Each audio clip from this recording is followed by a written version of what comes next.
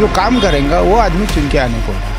कापसाला भाव नाही, सोयाबीनला पण भाव नाही, 1500 रुपयात काय करायचं आहे? नाही, सुमित वानखेडे पण चांगला आहे, पण त्यांचा पहिलाच टर्म आहे आणि ते फक्त 3च वर्ष झाले इथे आलेले आहे आणि काम करून राहिले त्यांच्या क्षेत्रात। हमारे वहाँ जो उम्मीदवार दिए वो सक्षम नेतृत्व करने वाली महिला की है और 52 साल के बाद में ये विधानसभा मतदार संघ को अभी तक के महिला उम्मीदवार नहीं मिली करके इस वक्त लोगों की चॉइस है कि महिला उम्मीदवार यहाँ से चुन के भरघोस मतों से जाने को ना। जो काम करन त्याला करू आपण। महाग झालं तर मग जीव घ्यायला नाही हो, मी नाही तर बिरं तेलाचं खाईन काय मी त्या पाण्याची बगारणी करून काय। परंतु नवीन माणसावर थोडं विश्वास करण्याकरता कसं कठीण होऊन जाते, त्या कारणानं आम्ही जुन्याच माणसाला मतदान करें। आज हम आए हैं आरवी विधानसभा क्षेत्र में। आरवी विधानसभा क्षेत्र में किसे जनता अपना वोट देना चाहती है, किसे पसंद करती है, ये हम जानेंगे। यहाँ पर हमारे साथ बहुत सारे लोग जुड़े हुए हैं। हम यहाँ से शुरू करते हैं। पहले क्या बताओगे, किसे वोट दोगे आप? हम तुतारे को हर तक में देते आए हम। अच्छे लोग हैं, गरीब के जानते हैं, इसलिए हम हरदम आप किसको वोट देने वाले हो? हम तुतारी को देते रहते, हमारा अक्सर चलाती तुतारी को देते देते। हाँ, तुतारी वाले हैं हम, तुतारी को ही देंगे हम किसी को नहीं देते। हम उसको ही देते, उसको ही देते हर साल। हमारा पीढ़ी न पीढ़ी चले गए। अच्छा, अभी तुतारी पर कौन कैंडिडेट है, नाम पता है? नाम पता नहीं। मयूर, हाँ मयूर भाई। मयूर भाई, अमर काड़े मयूर भाई, उनको ही देते। ये आरवी शहर अमन का शहर है। 35 साल से शरद साहब काले साहब को वोट देते हुए हम हिंदू मुस्लिम का एकता का शहर है ये। और यहाँ हमारे अमर बाबू जो है ये हमारे महाराष्ट्र के अभी मुख्यमंत्री भी बनना चाहते, बनेंगे भगवान चाहे तो। और ये अमन के शहर को हम अमन ही रखना चाहते। और तुतारी को हमारी बहू मयूरा जी, इनको बहुमत से विजय करवाएंगे हम सब। हिंदू मुस्लिम सब एकता है हमारी यहाँ। ये अमन का शहर है, यहाँ सब शांति है। हमारे उद्धव साहब, हमारे जो भी बड़े नेता है सब, गठबंधन के नेता है सब, ये सब उनको वोट देंगे। और महाराष्ट्र में इनकी सरकार तय है, पक्की तय है। झूठों की सरकार अब बनेगी नहीं, झूठ बहुत हो गई। मन की बात मोदी साहब की जो होगी, जनता की बात नहीं सुन रहे। और पहली बात तो ईवीएम जो है, तो ईवीएम भी हटाना चाहिए। ईवीएम जो है तो पक्का धोखा है। ईवीएम में ख़तरा है 100%। मैं शेतकरी शेख महबूब शेख गफूर कुरैशी, हाजी शेख महबूब बोल रहा हूँ कि ईवीएम हटाना ही चाहिए, ईवीएम हटाना ही चाहिए। ये हमारी महाराष्ट्र की नहीं, हिंदुस्तान की मांग है कि ईवीएम में 100% धोखा है और मोदी ने गड़बड़ करके रखा। ये वैसा कहीं भी नहीं आ सकता। अगर 1 बाय 1 मोदी अगर कहीं भी खड़े रह गया तो ईवीएम हटाए बाद में अगर बैलेट पेपर से अगर मोदी अगर आ जाएगा तो मैं खुद आत्महत्या कर लूँगा। हाजी शेख महबूब कुरैशी, मोदी आ नहीं सकता। इनकी ईवीएम में बहुत खतरनाक गड़बड़ है। जो बहन ने जो बोले बात बिल्कुल सही, 100% सही बोले। हम तुतारी वाले हैं, हम तुतारी वाले गठबंधन वाले लोग हैं हम। इस साल मयूरताई आएगी। मयूरताई काड़ी, अमर बहू मयूरताई काड़ी। उनका काम अच्छा है अमर बहू का, और काम अच्छा रहने के कारण उनको हम सब मिलके चुन के देंगे।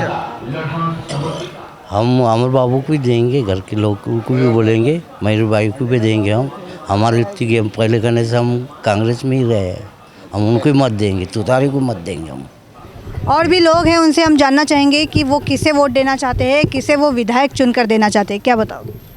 हम अमर बहू के जो मिसेस है अभी, उनको चुन के लाना है। उसका कारण मेन है क्या, अभी तक ये 10 साल जो भाजपा ने जो कारोबार चलाया है, तो उन्होंने जो आश्वासन दिया है उस टाइम कि हम शेतकरी को जो भाव है उनके भाव सही तरह में देंगे एमएसपी के अनुसार, और उसको जो डबल कर देंगे, उत्पादन खर्चा कम करेंगे और उत्पादन खर्चा जो है उस पर हम भाव देंगे। लेकिन अभी तक एक भी मांग पूरी किया नहीं। अभी लोकसभा के लिए जो उन्होंने खड़े थे, वो लोकसभा लड़े, उस टाइम में उन्होंने बोला है कि शेतकरी को हम आत्महत्या करने नहीं देंगे, उनको जो कर्जा है उनको माफ़ करेंगे। उनका सरकार भी बैठ गया है, लेकिन उन्होंने अभी तक शेतकरी को कोई भी कर्जा माफ़ नहीं किया। और आज भी शेतकरी शेतकरी को जो अपन उत्पादन जो है, जो सोयाबीन है, कपास है, उस पर सही भाव देंगे। लेकिन आज भी काश्तकार को भाव नहीं दे रहे। 250 से लेकर 3000 रुपये तक के सोयाबीन आज भी मार्केट में चल रही है और काश्तकार आत्महत्या कर रहे हैं।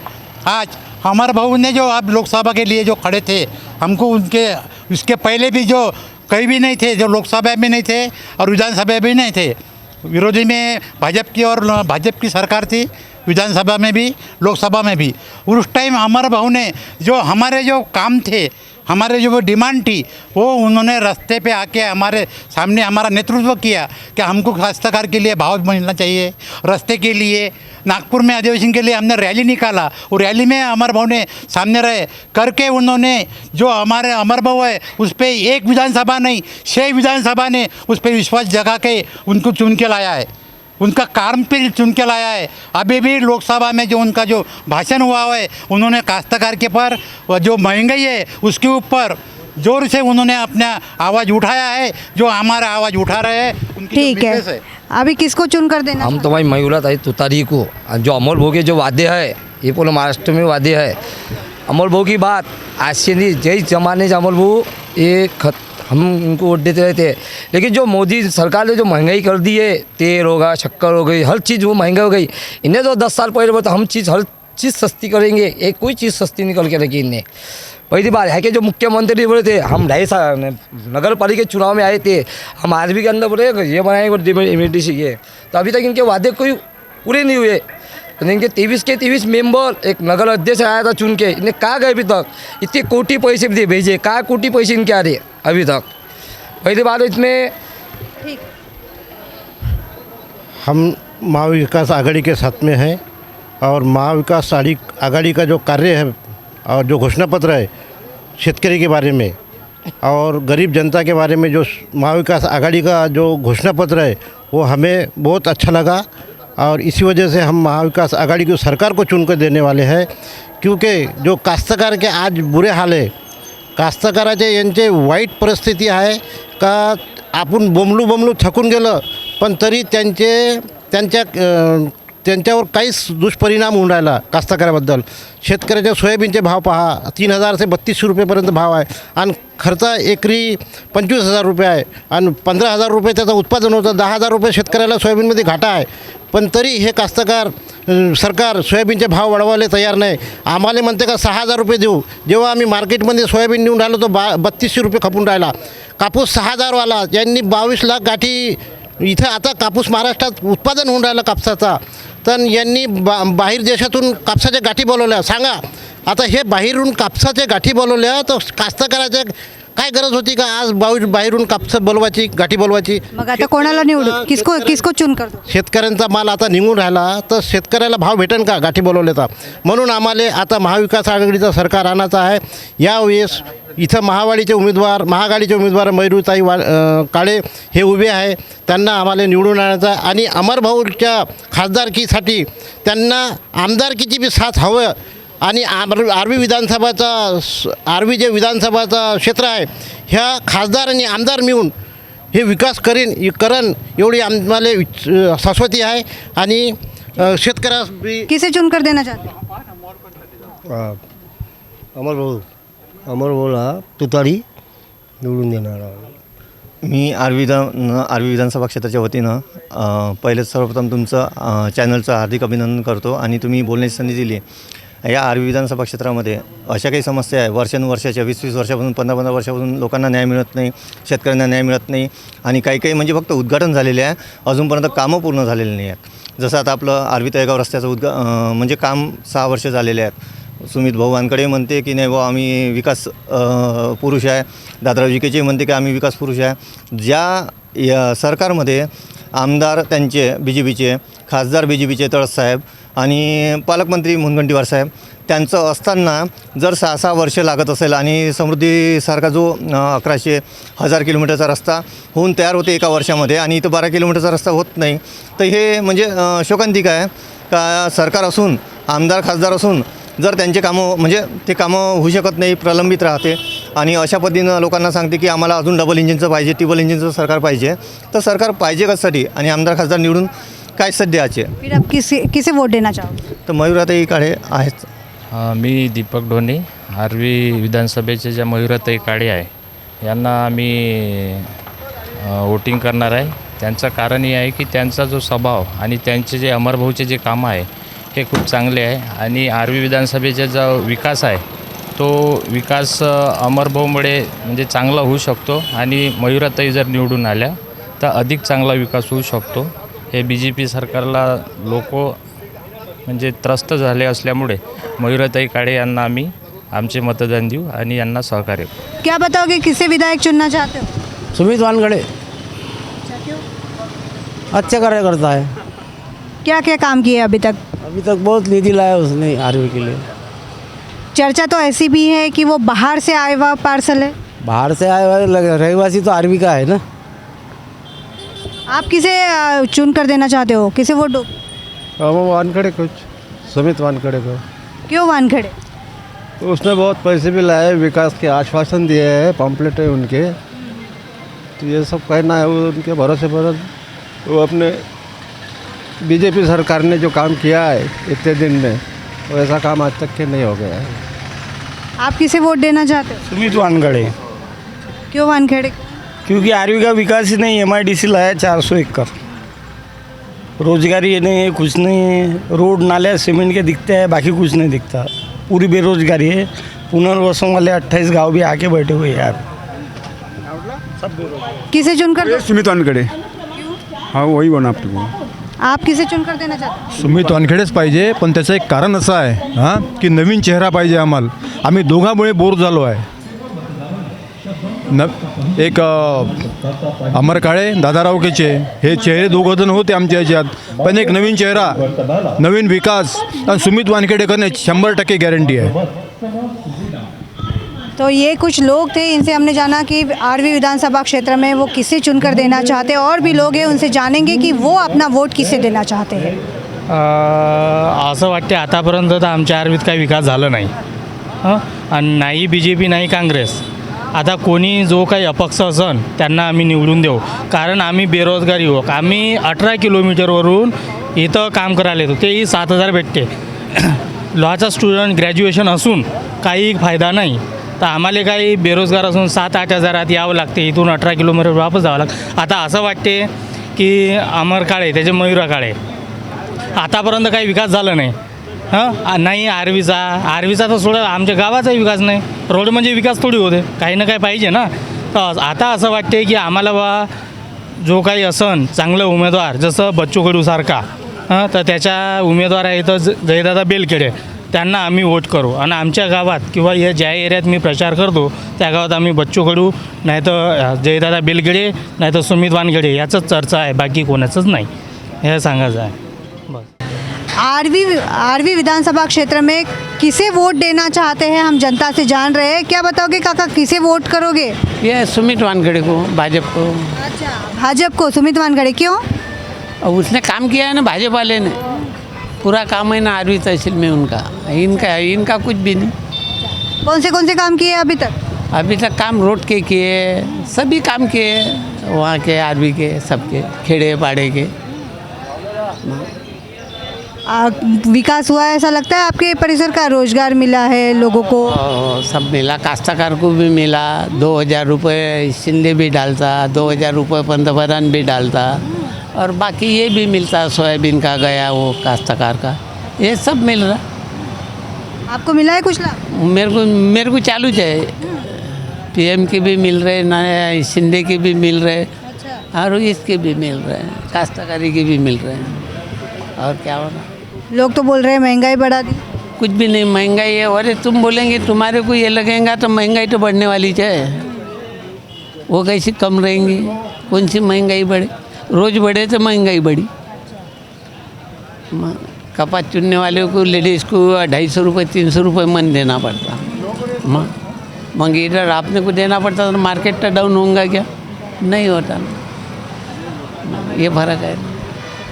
तो हमने देखा कि लोग जो है अपनी प्रतिक्रियाएं दे रहे हैं. वोटिंग के लिए वो तैयार हो चुके हैं. 20 नवंबर को जो मतदान की प्रक्रिया पूरे राज्य में होने वाली है. और भी लोग हैं, उनसे जानेंगे कि वो अपना वोट किसे देना चाहते हैं. किसे वोट दोगे अभी? मैं तो सुमित भाऊ वानखेड़े को दूंगा. सुमित भाऊ बोलो तो नया चेहरा है.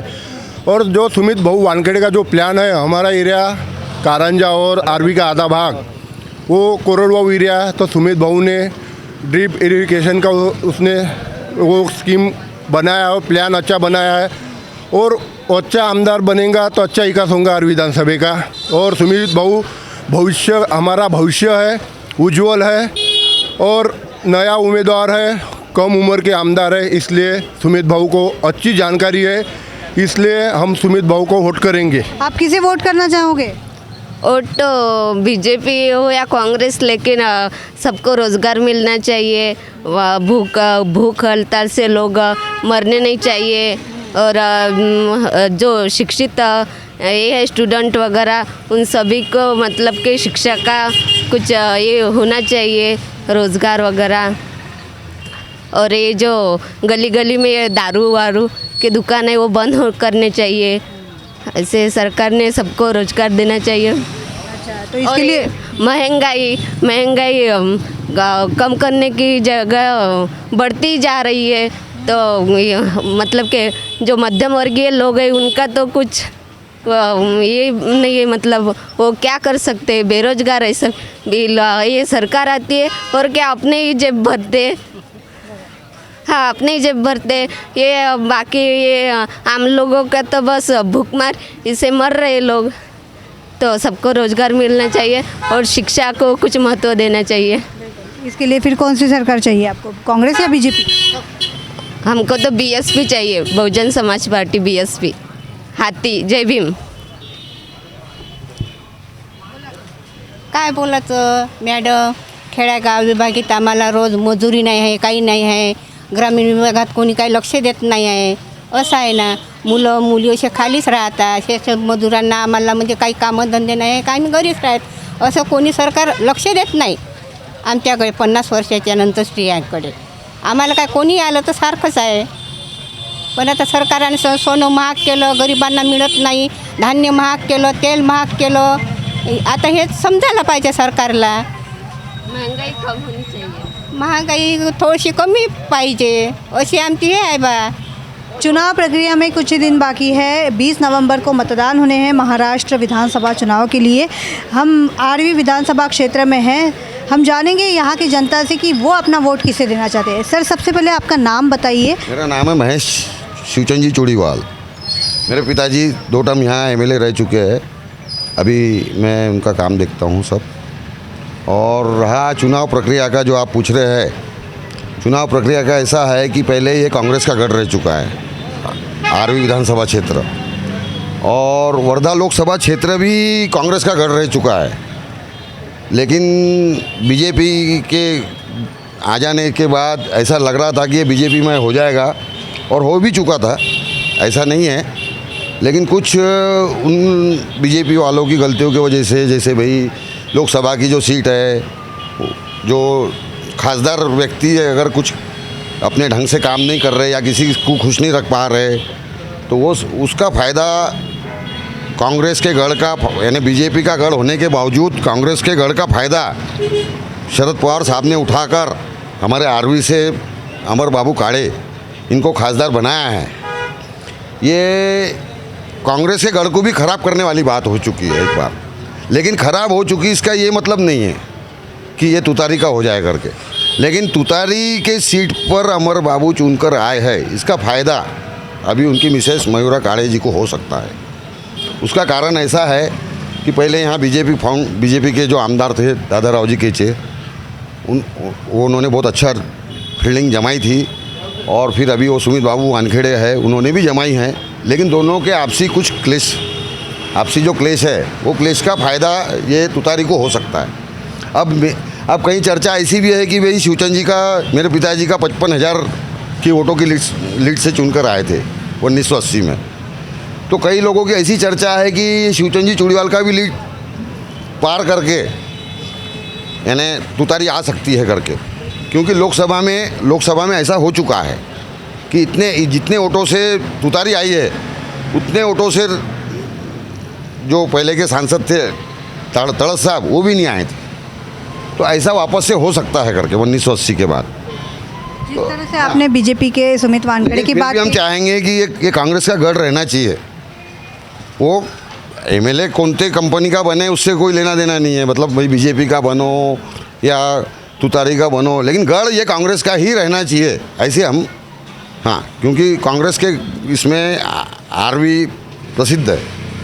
वर्धा जी तो हमने देखा कि आरवी विधानसभा क्षेत्र में जो लोग हैं, आरवी परिसर है, ये आरवी शहर है, यहाँ हमने जाना लोगों की प्रतिक्रिया क्या है, लोगों की राय क्या है, वो किसे अपना विधायक चुनना चाहते हैं। अब ये देखना होगा कि 23 नवंबर को क्या रिजल्ट आते हैं और कौन यहाँ विधायक बनता है। कैमरा पर्सन अखिलेश भारद्वाज के साथ मैं Kshitija Deshmukh, BCN news, RV.